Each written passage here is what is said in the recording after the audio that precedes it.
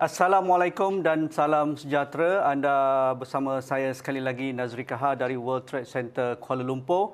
Kita sudah pun melihat pelantikan Perdana Menteri ke-9 tengah hari tadi dan pastinya rakyat keseluruhannya menunggu-nunggu apakah yang akan dibawakan ataupun ditawarkan oleh Perdana Menteri ke-9 Datuk Seri Ismail Sabri Yaakob dan juga jemaah menteri beliau, kerana masa ini bukan masa biasa.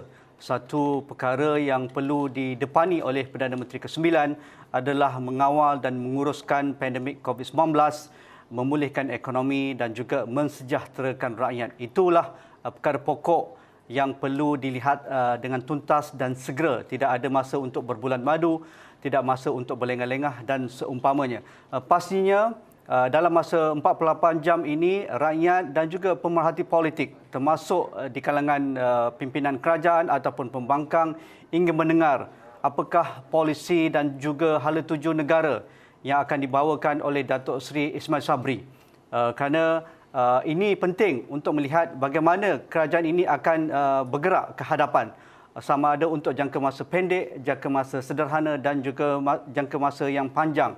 Dalam masa yang sama memberi keyakinan kepada rakyat. Marilah bersama-sama dengan saya untuk memulihkan negara, menyihatkan semula negara. Kerana negara dalam keadaan tertekan, rakyat amat memerlukan kepimpinan yang akan diberikan oleh Datuk Seri Ismail Sabri. Dan yang ketiganya, apakah seruan ataupun pertusan kepada masyarakat dunia ataupun masyarakat antarabangsa yang akan diberikan isyarat oleh Datuk Seri Ismail Sabri.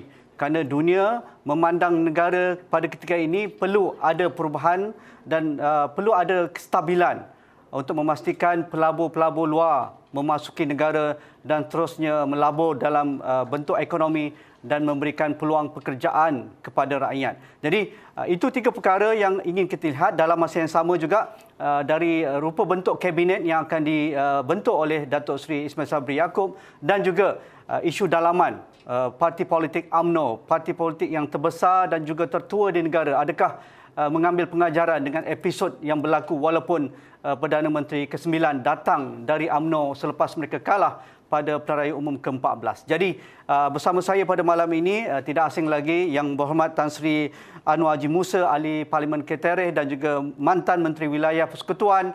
Assalamualaikum Tan Sri, apa khabar? Alhamdulillah, Waalaikumsalam warahmatullahi wabarakatuh. Tan Sri, pastinya perkara pokok yang saya angkat awal tadi adalah rakyat tenanti-nanti dalam masa yang terdekat ini dari sudut ucapan utama Perdana Menteri kita ke-9. Kerana itu yang akan memberikan gambaran ke mana hala tuju negara dalam masa sekarang, jangka masa sederhana dan juga jangka masa pendek. Jadi bagi Tan Sri sendiri, apakah perkara pokok yang perlu dibawa oleh Perdana Menteri ke-9 ini untuk memberi keyakinan kepada rakyat, menyatukan kepimpinan politik yang berpecah-pecah dan juga memberi isyarat yang sihat ataupun yang segar kepada masyarakat antarabangsa? Terima kasih. Yalah, saya tidak dapatlah kata nak meneka apakah yang akan diungkapkan dalam ucapan sulung yang mungkin akan dilakukan besok oleh Yang Amat Berhormat Perdana Menteri.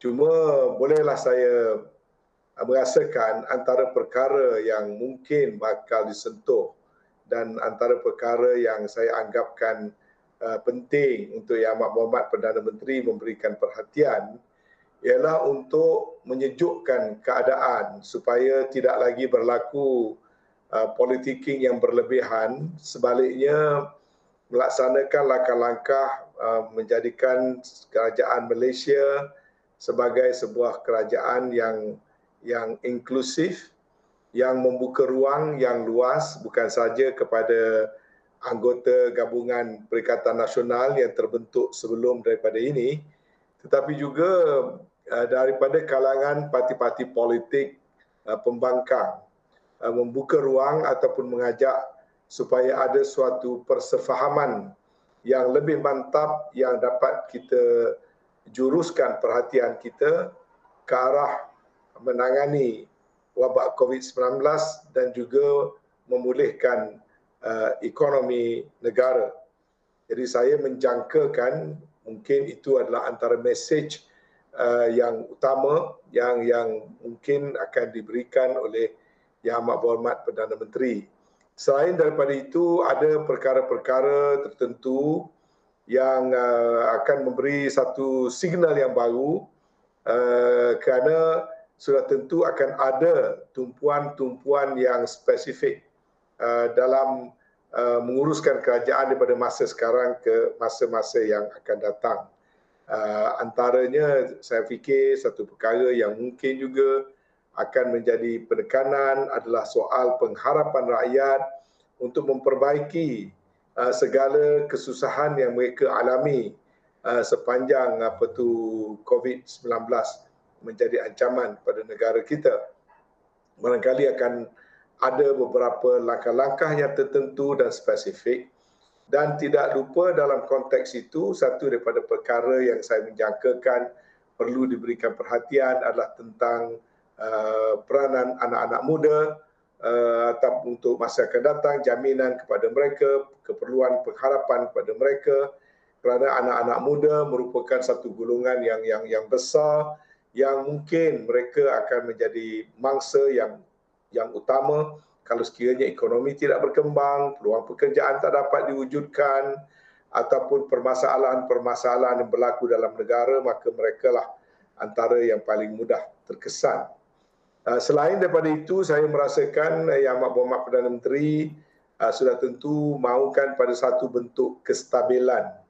Dan dalam aspek ini, dari segi hubungan antara parti-parti politik, saya merasakan berkemungkinan Yang Amat Berhormat akan menyusuri beberapa langkah yang membolehkan suatu bentuk kerjasama dengan pihak-pihak pembangkang memandangkan kerajaan cuma mempunyai 114 sokongan bagi membentuk kerajaan pimpinan Yang Amat Berhormat Datuk Seri Ismail Sabri, dan saya merasakan untuk membolehkan kestabilan diwujudkan adalah baik untuk kita meneruskan usaha bagi membentuk satu bentuk kerangka kerjasama, walaupun sudah tentu bukan dalam bentuk kerajaan yang disebut sebelum ini, yang dikatakan sebagai kerajaan interim atau kerajaan unity, tapi satu bentuk di mana kita menguruskan negara kita dengan cara yang berbeza daripada sebelum ini, lebih kepada kesederhanaan, lebih kepada inklusiviti, lebih kepada mewujudkan platform-platform di mana kepelbagaian parti dapat turut memainkan peranan. Jadi saya rasa itu antara perkara-perkara yang akan disentuh, dan saya percaya ucapan Yang Amat Berhormat, ucapan sulungnya kepada rakyat dan negara sudah tentu tidak terlalu panjang untuk peringkat permulaan ini. Saya rasa lebih kepada untuk mengucapkan terima kasih dan juga untuk mengajak seluruh rakyat agar untuk bersatu padu dan memberi dokongan dan sokongan bagi membolehkan Yang Amat Berhormat Perdana Menteri melaksanakan tugas-tugasnya, insya-Allah. Mengapa Datuk Seri Ismail Sabri kali ini perlu menunjukkan kepimpinan dan perlu diberikan keyakinan, menunjukkan keyakinan kepada semua pemegang taruh supaya beliau mampu mengemudi di kala waktu yang amat sukar ini? Pandangan Tan Sri sendiri.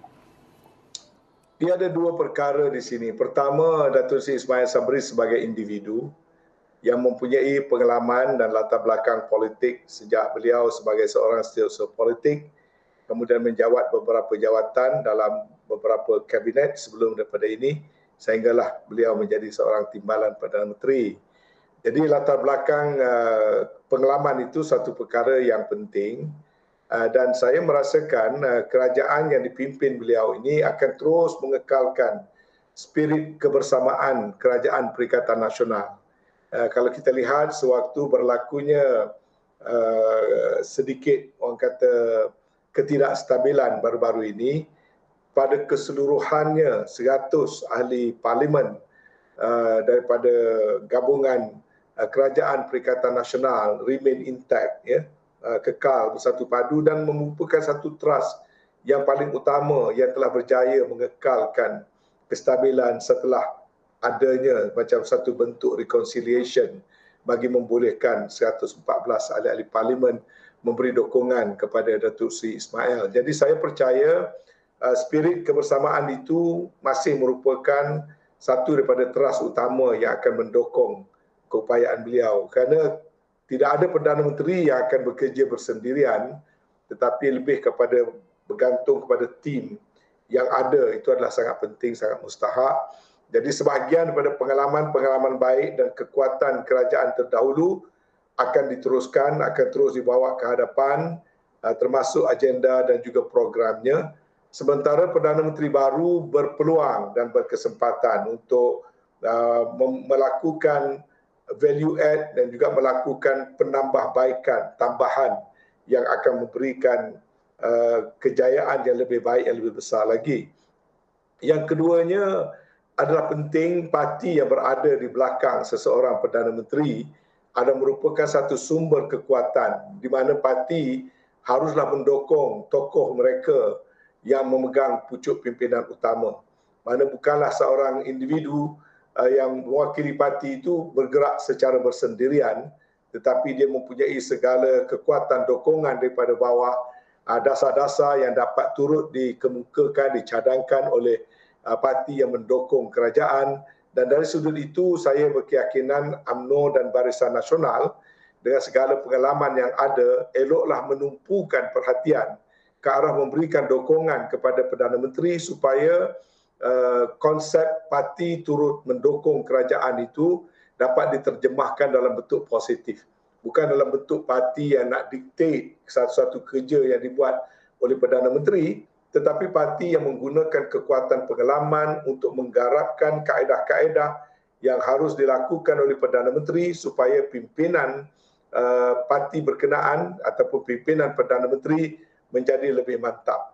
Jadi di sini saya fikir dia merupakan satu titik yang tidak kurang pentingnya bagi seluruh saf dalam pimpinan UMNO dan Barisan Nasional itu sendiri untuk orang kata menumpukan perhatian bagi membolehkan parti membantu Perdana Menteri dalam tampil ke hadapan dengan segala dasar dan strategi yang lebih baik, yang lebih mantap lagi selain daripada apa yang telah pun dilaksanakan sebelum pada ini.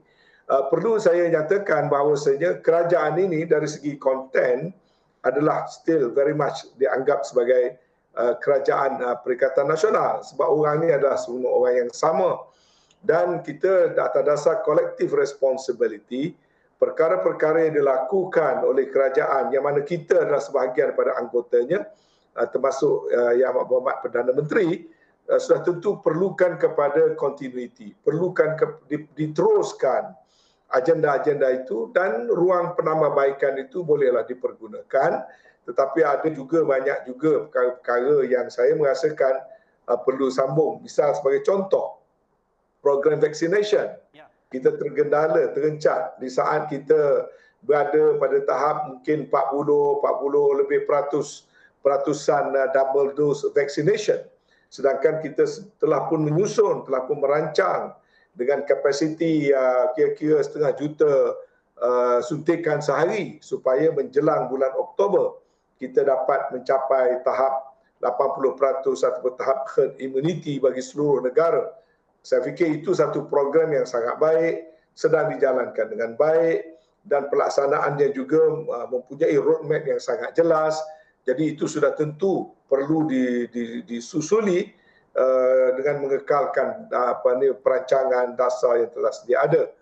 Begitu juga misalnya dengan pelan pemulihan ekonomi negara, pelan pemulihan negara. Pelan pemulihan negara sangat terkait rapat dengan apa yang sedang dilakukan dalam menangani COVID selain daripada beberapa dasar ekonomi.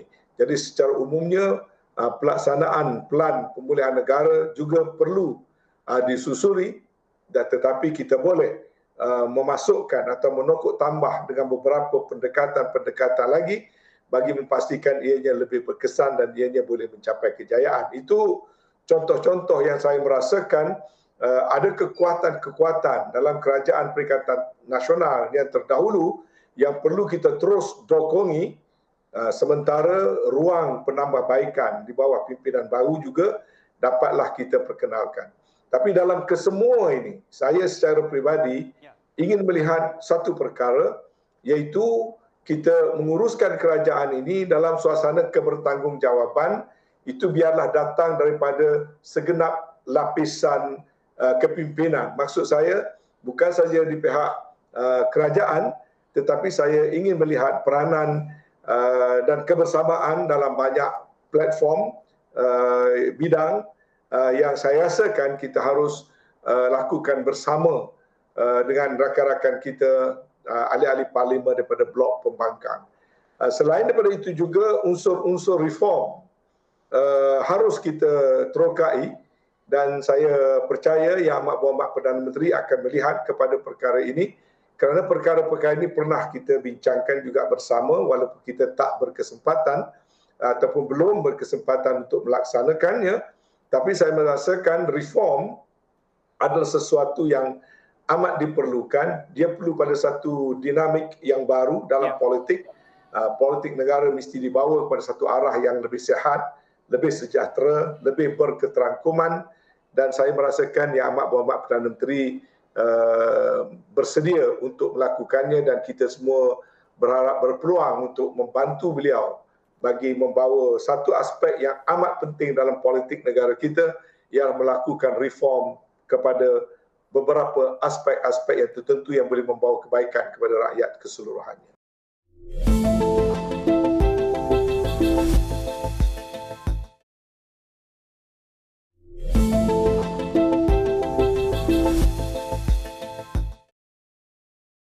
Tan Sri, harapan amat tinggi diberikan kepada Perdana Menteri Malaysia yang ke-9 ini. Dikala negara memerlukan kepimpinan yang kompeten, dan pastinya itu beban yang terpaksa dipikul, nak ataupun tidak. Inilah perkara yang perlu dipikul oleh Datuk Seri Ismail Sabri. Tetapi beliau memerlukan dukungan menteri kabinet ataupun pasukan beliau, teamwork daripada pasukan beliau. Teamwork dari pasukan ini perlu dipilih dari kalangan mereka yang mampu menterjemahkan polisi-polisi yang ingin beliau laksanakan dan dapat dilaksanakan dengan baik, dengan strategi, dengan kerjasama dan urgensi. Kerana kita tidak ada masa yang panjang. Tetapi pastinya dia punya sempadan itu begitu nipis ataupun begitu singkat, ataupun tidak ada sempadan yang luas antara ganjaran untuk memberikan ganjaran politik yang perlu diberikan kepada mereka yang memberi sokongan. Jadi bagaimana pertimbangan yang rasa Tan Sri perlu dipikirkan oleh Datuk Seri Ismail Sabri supaya beliau mampu melaksanakan apa yang ingin dicapai dengan KPI yang mungkin amat singkat pada ketika ini. Jadi antara memberikan ganjaran sokongan dan juga menteri yang kompeten dan juga mampu memberikan teamwork yang terbaik kepada Perdana Menteri. Pandangan Tan Sri sendiri. Dalam melaksanakan tugas kepimpinan itu ada 3 aspek yang utama yang harus kita perhatikan, yang boleh memberi kekuatan kepada daya kepimpinan seseorang. Pertama adalah personality itu. Ada orang dia boleh survive berasaskan kepada strong character, strong personality, very charismatic, yang boleh menggerakkan segala-galanya, dan tetapi sistemnya adalah kebergantungan kepada keupayaan individu. Kedua adalah daripada kekuatan yang boleh dilahirkan melalui pasukan yang baik yang terbentuk, yang tidak over dependent kepada satu individu yang tertentu. Jadi membentuk pasukan yang baik, yang berkeupayaan, yang berketerampilan, yang berintegriti, dan juga yang mempunyai keupayaan untuk pelaksanaan.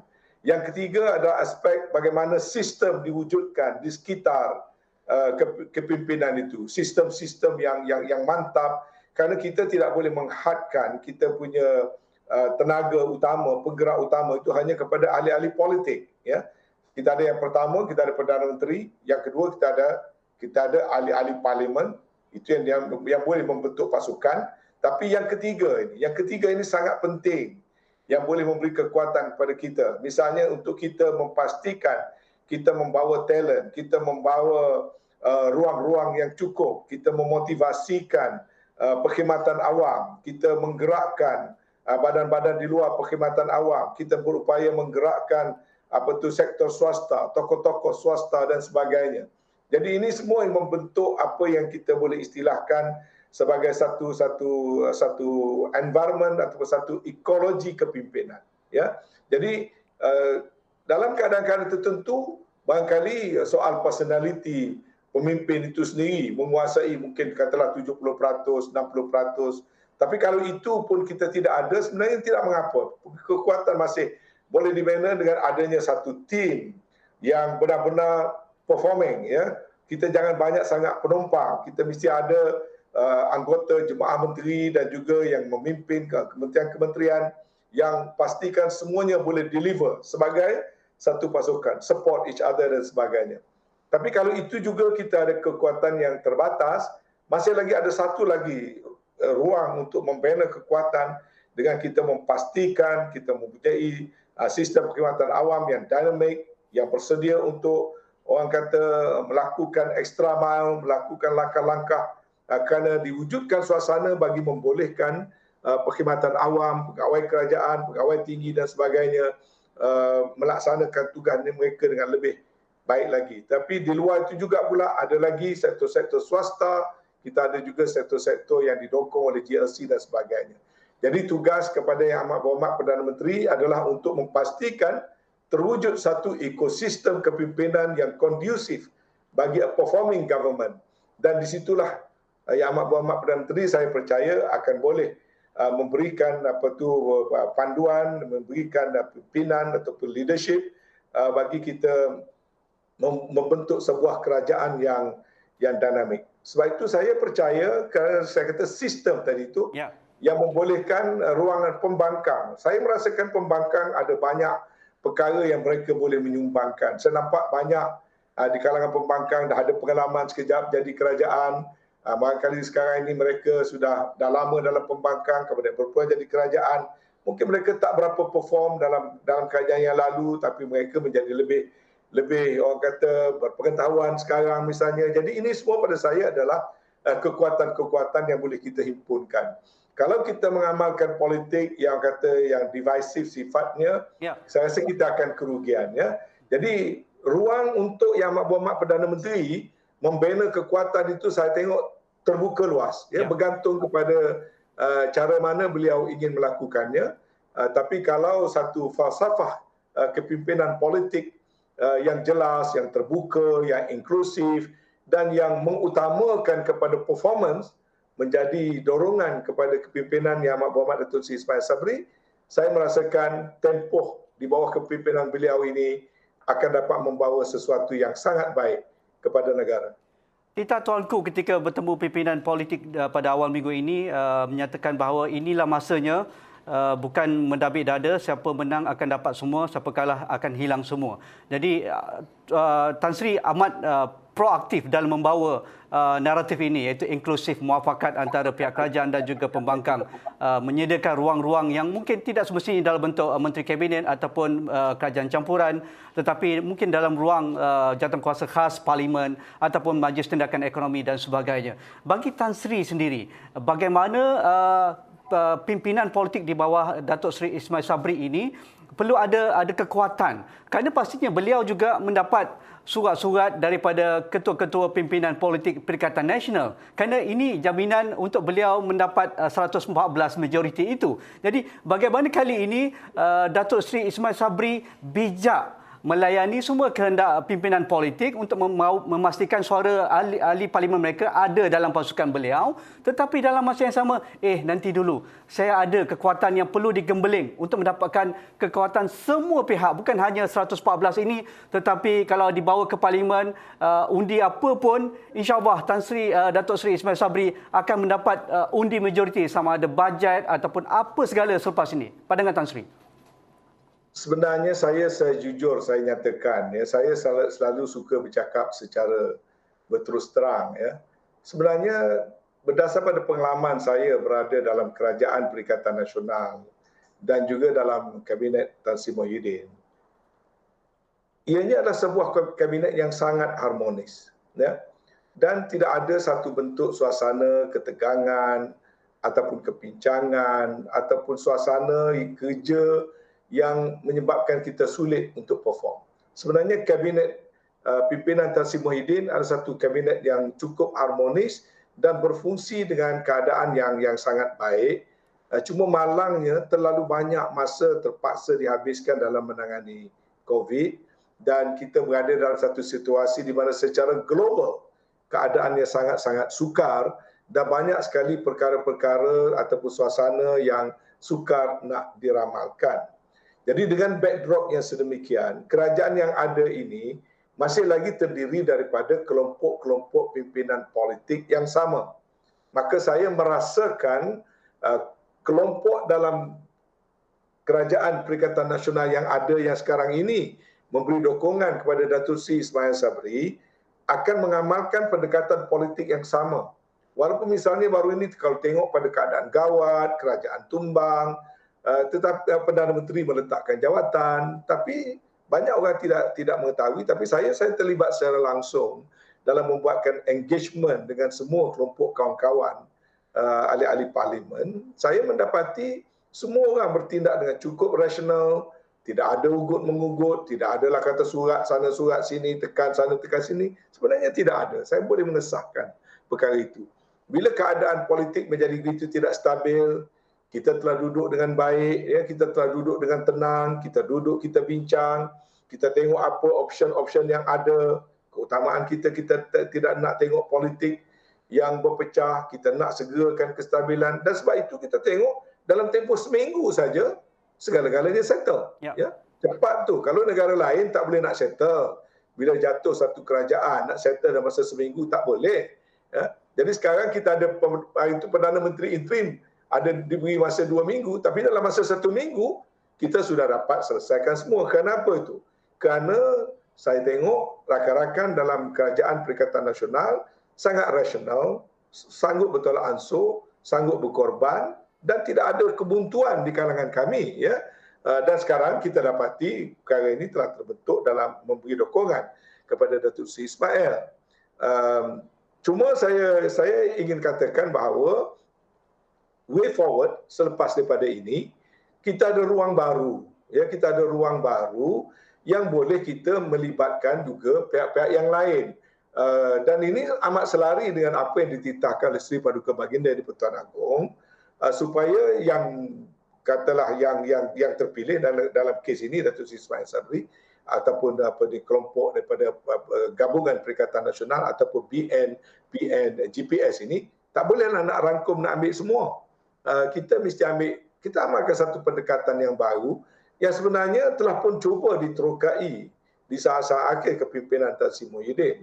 Saya fikir benda yang baik tidak salah untuk kita meneruskan. Dan kalau ianya tak terlaksana kerana masalah tertentu di peringkat kawan-kawan kita di pembangkang, saya berharap mereka bersedia memikirkan semula. Sebagai contoh, ada banyak saya tengok perkara yang kami boleh dikatakan mempunyai persefahaman yang hampir sama. Ya. Ini bukan benda baru, ya. Waktu kita nak memberikan kuasa ataupun nak memberikan hak kepada anak-anak muda dalam membentuk kepimpinan negara melalui dengan merendahkan umur had mengundi kepada 18 tahun dan menjadikannya pendaftaran automatik, waktu itu kami berada di sebelah pembangkang. Kita telah ambil pendekatan untuk menyokong apa yang kerajaan sarankan kerana ia ada sependapat dan kita merasakan dia baik untuk negara untuk memberikan ruang dalam pembentukan dan proses demokrasi berparlimen negara disertai oleh golongan yang lebih muda. Begitu juga sekarang ini saya rasakan kita harus teroka lebih banyak lagi common ground. Politik untuk mencari titik perbezaan ini harus kita tinggalkan. Kita cari perbezaan kemudian kita terlupa kita ada banyak common ground, kita ada banyak titik persamaan. Misalnya Pejuang ada menyebutkan tentang majlis pemulihan negara. Saya fikir elok kita duduk dan terokai dengan cara lebih dekat lagi apakah sebenarnya yang boleh dilakukan. Kalau tidak 100% dalam bentuk yang mereka cadang, barangkali kita boleh orang kata membuat sesuatu pendekatan pengubahsuaian yang sesuai dengan struktur dan jalur-jalur organisasi kepimpinan yang ada. Begitu juga misalnya isu-isu tentang parliamentary reform. Saya fikir parlimen kita melalui beberapa episod mutakhir ini perlu untuk kita melihat semula supaya kita dapat membentuk peranan parlimen itu yang lebih terkedepan, yang lebih melambangkan kepada politik moden dan politik abad ke-21 memasuki abad ke-22.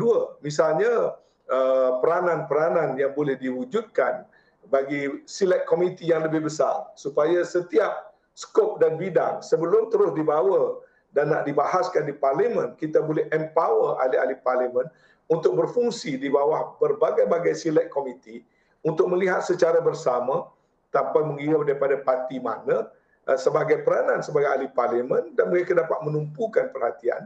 Dan ini satu reform yang saya rasakan boleh dikongsi bersama di kalangan banyak parti-parti politik. Begitu juga tentang perkara-perkara yang berkaitan dengan peranan pembangkang, peranan ketua pembangkang, begitu juga perkara-perkara yang berkaitan dengan jangan didahulukan soal nak mengadakan pilihan raya secara tergesa-gesa dalam masa yang cepat dan sebagainya. Jadi saya rasakan banyak perkara yang kita boleh duduk antara kerajaan dan pembangkang, dan inilah saatnya saya sendirilah mengharapkan sebagai yang dah lama dalam politik baik di Dewan Negeri, Dewan Rakyat dan Dewan Negara, saya merasakan kita ingin melihat Parlimen Malaysia bergerak di atas satu landasan yang diperkokohkan dan memberi lambang kepada makna dan peranan demokrasi berparlimen secara yang lebih bermakna lagi, insya-Allah.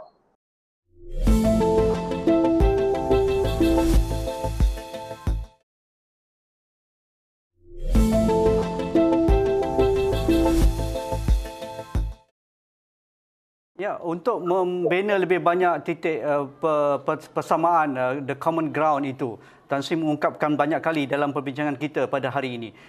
Mungkin ini merupakan satu langkah kanan yang boleh difikirkan segera oleh Datuk Seri Ismail Sabri.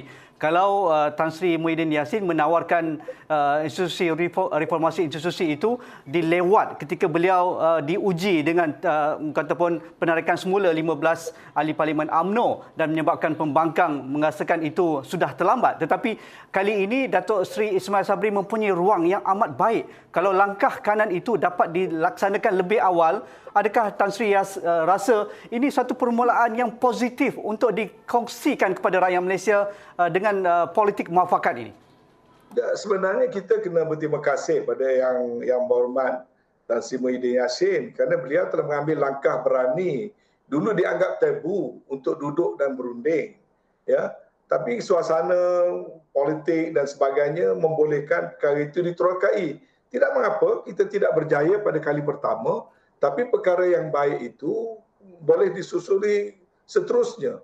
Dan saya merasakan secara peribadi, saya merasakan dan saya rasa berkeyakinan Yang Berhormat Datuk Seri Ismail Sabri, dia juga seorang reformis sifatnya. Dan saya rasa itu memang boleh kita terokai. Cuma saya secara peribadi, saya terpaksa berterus terang, saya sentiasa percaya untuk mewujudkan sesuatu stability, saya selalu menggunakan ungkapan political equilibrium. Untuk macam sekarang ini berlaku disequilibrium, kerana kita mengganggu, walaupun hanya 15 orang mengganggu, telah berlaku disequilibrium. Dalam suasana equilibrium politik yang baru belum mantap setelah Kerajaan Pakatan Harapan jatuh. Jadi negara kita daripada kestabilan di zaman Barisan Nasional berlaku disequilibrium politik, terbentuk PH. PH tak dapat nak settle dengan cara yang mantap, jatuh lagi, kemudian terbentuk Kerajaan Perikatan Nasional, dan dengan 15 orang menarik diri telah terwujud satu disequilibrium yang agak serius. Jadi tanggungjawab kita ahli-ahli politik sekarang ini ialah untuk menyegerakan proses mewujudkan semula equilibrium politik. Ini adalah satu political architecture. Saya menganggapkan ini sebagai satu seni bina politik yang mesti kita meneroka. Perlu ada kreativiti, tak boleh stereotip. Ya. Ataupun kita masih lagi dalam kepompong zaman Barisan Nasional. Ya. Saya sentiasa katakan, itu zaman sudah berlalu. Politik solo, politik supremasi, politik dominan, politik big brother, itu pada saya sudah berlalu. Politik sekarang ialah politik memperkasakan ta'awun, yakni bekerjasama, dan menerima realiti ta'ayush, yakni coexistence. Mana-mana parti politik yang ingin survive, dia amat bergantung kepada keupayaan mereka untuk berunding dan membentuk suatu bentuk konfigurasi kerjasama ataupun satu bentuk arkitektur politik yang baru yang mungkin tidak serupa dengan sebelumnya. Ya. Tetapi dalam sistem yang sebegini harus ada kelompok teras. Sebab itu saya masih berpegang bahawasanya politik orang Melayu dan umat Islam dalam negara Malaysia sebagai kelompok teras perlu dimantapkan. Dan kalau itu berlaku, dia akan lebih memudahkan kepada politik inklusiviti yang kita nak laksanakan. Budaya politik konfrontasional harus diberhentikan. Ya, budaya politik demand, politik untuk ugut, politik yang menggunakan kekuatan yang ada to destabilize, ini semua patut dihentikan. Kita kena cari titik persamaan, bukan titik perbezaan. Sebab itu saya mengharapkan suasana ini boleh membentuk semula gabungan kekuatan politik orang Melayu dan umat Islam dalam satu arah yang betul. Saya mengharapkan roh dan semangat mufakat nasional dapat diperkasakan semula dalam bentuk yang inklusif, dalam bentuk menerima realiti kepelbagaian kaum dalam negara kita dan kepimpinan yang dapat memberi rasa selesa bukan kepada mana-mana kelompok kaum yang tertentu, tetapi keselesaan itu yang dapat dirasai oleh semua. Jadi bagi saya, Datuk Seri Ismail Sabri mempunyai peluang yang sangat baik untuk memperkenalkan arkitektur baru, seni bina baru politik Malaysia dengan mengamalkan politik yang lebih inklusif dan membawa semua pihak kepada satu platform, satu landasan dengan meletakkan kepentingan utama kepada kepentingan nasional dan kepentingan rakyat. Kalau kita lihat angka, kita sudah melangkaui 1.5 juta positif COVID. 13,000 rakyat kita korban. Ini yang mungkin antara yang tertinggi dalam sejarah negara moden kita. Kita perang pun tak sampai ribuan yang terkorban apabila kita darurat dengan communist emergency dan sebagainya. 13,000 ada di situ breadwinner keluarga, ada di situ anak-anak yang mungkin menjadi breadwinner untuk membesar nanti apabila mendapat kerja. Ada ibu yang perlu memberikan kasih sayang kepada anak-anak mereka, tetapi ibu mereka sudah pergi awal, anak-anak yang makin kecil. Kita amat sedih, tetapi ini merupakan realiti. Bagi Tan Sri sudah berada dalam kabinet PN 18 bulan. Apa yang Tan Sri rasa perlu ada anjakan besar? Apa yang Tan Sri harapkan dapat dilakukan kali ini? Pertama, dari sudut kefahaman menangani COVID, tidak ada orang yang lebih berada dalam posisi yang lebih baik daripada Datuk Seri Ismail Sabri Yaakob kerana penyelarasan pelaksanaan program menghadapi COVID baru ini ditangani oleh beliau sendiri. So itu satu kekuatan yang sudah pun berada di tangan beliau. Ya. Tinggal lagi ada beberapa perkara yang saya harap dapat diperbaiki. Antaranya ialah komunikasi kerajaan dengan rakyat. Ya. Jurang, communication gap antara apa yang berlaku dengan apa yang difahami oleh rakyat itu mesti segera diperbaiki. Ini yang sedang berlaku sekarang yang menyebabkan rakyat berasa begitu resah kerana ada perkara-perkara yang mereka tidak dapat melihat daripada perspektif yang betul. Sebagai contoh, Datuk Seri Ismail Sabri menjadi Perdana Menteri dalam keadaan dalam kita punya battle plan melawan COVID, dia berada di satu titik transisi di mana vaccination sudah sampai 40%. Dalam masa 3 bulan daripada sekarang akan sampai kepada 80% insya-Allah by Oktober. Maka Datuk Seri Ismail Sabri akan memimpin dalam bulan September, Oktober. Maknanya selepas 2 bulan kepimpinan beliau, kita mendoakan negara sudah mencapai herd immunity. Maka pada masa itu, penilaian kita terhadap keberkesanan pengurusan COVID adalah soal sejauh mana kita menangani kes kategori 3, 4 dan 5. Pada masa yang sama, kaedah-kaedah seperti total lockdown dan sebagainya, ekonomi yang ditutup, pergerakan yang dihadkan, inilah masa transisi lagi sekali akan mula dibuka seperti mana pernah diumumkan oleh mantan Perdana Menteri. Nah, jadi ini transition stage di mana pengurusan COVID di era Datuk Seri Ismail Sabri akan menjadi amat berbeza daripada pengurusan COVID sebelum daripada tempoh ini. Jadi kita tidak perlu terlalu khawatir kerana strategi itu telah pun ada, telah pun in place. Tinggal lagi program pengukuhan pasca pemulihan COVID. Ataupun di saat apabila kita mula membuka ekonomi, kita perlukan kepada daya kreativiti. Bagaimana nak rancakkan semula ekonomi, bagaimana nak segerakan pelaburan, bagaimana nak memulihkan keyakinan pelabur-pelabur luar negara, bagaimana kita patut potong. Saya dah beritahu kalau macam di contoh ya, kalau di PBT nak hantar satu plan kelulusan sampai 2 tahun. Sekarang kita tak boleh lagi membiarkan begitu. Kita mesti segerakan, percepatkan. Dan kita kena tengok dalam semua kerangka kerja kerajaan, kita mesti membentuk satu sana yang kondusif. Ia ada bangkit satu perkara yang penting tadi. Ramai mangsa-mangsa terkesan. Ramai anak-anak menjadi yatim piatu kerana ibu bapa mereka meninggal. Saya merasakan satu cabaran pada Datuk Seri Ismail juga ialah untuk memastikan ada satu bentuk safety net kepada mereka yang telah menjadi bangsa kepada COVID. Sebagai contoh, mungkin perlu ada satu yayasan, perlu ada satu dana bagi semua anak-anak yang menjadi yatim piatu akibat bapanya meninggal dalam keadaan mereka tidak bersedia ataupun belum berada pada tahap boleh menjaga diri sendiri. Saya ingin melihat ada satu bentuk intervensi kerajaan secara langsung supaya anak-anak yatim, anak-anak ataupun waris yang ditinggalkan oleh bangsa COVID itu jangan dibiarkan untuk mereka terkapai-kapai mencari jalan hidup sendiri. Saya merasakan satu intervensi yang proaktif mesti dilakukan oleh kerajaan dan saya percaya dan saya harap Datuk Ismail Sabri boleh melakukannya, di mana perlu ada satu langkah intervensi secara langsung bagi mereka-mereka yang menjadi mangsa pasca pemulihan COVID-19. Tan Sri, terima kasih. Tan Sri Anwar Musa, Ahli Parlimen Ketere dan juga mantan Menteri Wilayah Persekutuan. Sekian saja agenda awal ini pada malam ini. InsyaAllah kita jumpa lagi. Terima kasih.